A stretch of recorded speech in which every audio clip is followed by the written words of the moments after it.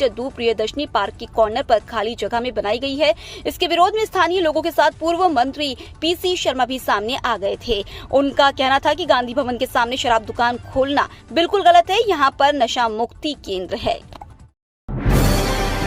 अब विधानसभा चुनाव के बाद ही होगा भोपाल में नई तहसीलों का गठन। अब भोपाल जिले में नई तहसीलों का गठन विधानसभा चुनाव के बाद होगा। उसके बाद ही शहरवासियों को 4 नई तहसीलें मिलेंगी। दरअसल जिला निर्वाचन आयोग द्वारा चुनाव की तैयारियां शुरू कर दी गई हैं।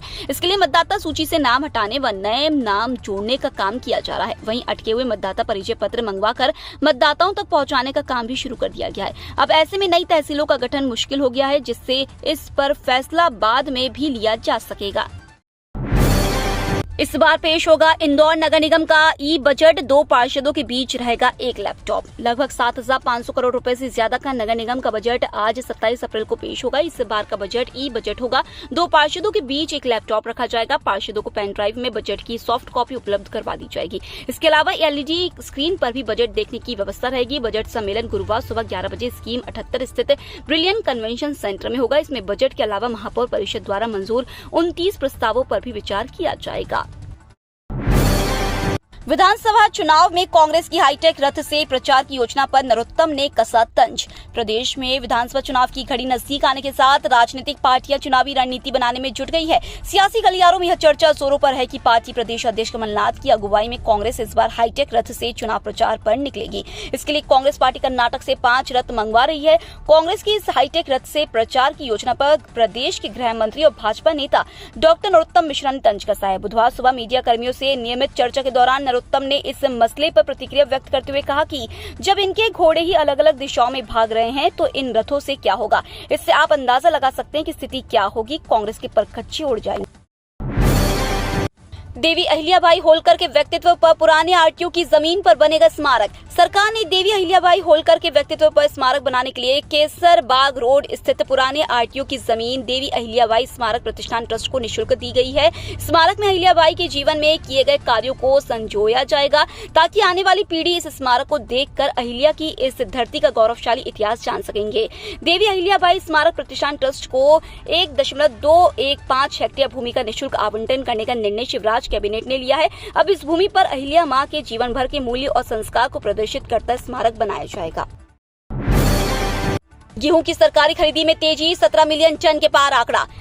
एमएसपी पर गेहूं की सरकारी खरीदी में अब तेजी आ रही है। बीते वर्ष कमजोर खरीदी के बाद इस साल अब सरकार राहत की सांस ले सकती है। 24 अप्रैल तक के जारी आंकड़ों के अनुसार देश भर में कुल 17.08 मिलियन टन से ज्यादा गेहूं खरीदी जा चुकी है।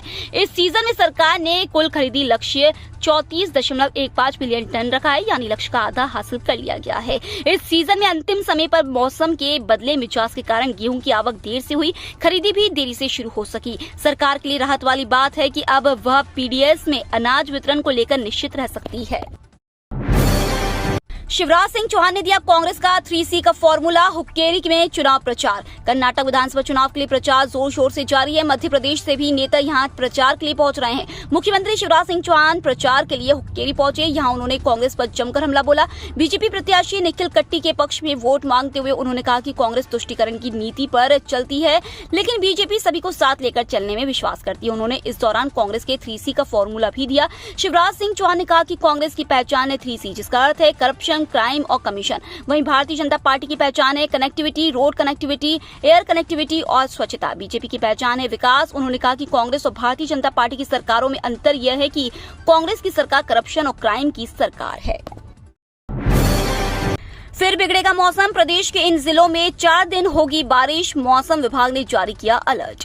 मध्य प्रदेश के मौसम के मिजाज फिर बदलने वाले हैं। मई के पहले सप्ताह तक बारिश के जारी रहने का अनुमान है। आज से फिर प्रदेश में आंधी बारिश का दौर शुरू होने जा रहा है। अरब सागर, बंगाल की खाड़ी से नमी आने और वेस्टर्न डिस्टर्बेंस के एक्टिव होने से मई के पहले सप्ताह तक ऐसा ही मौसम रहेगा।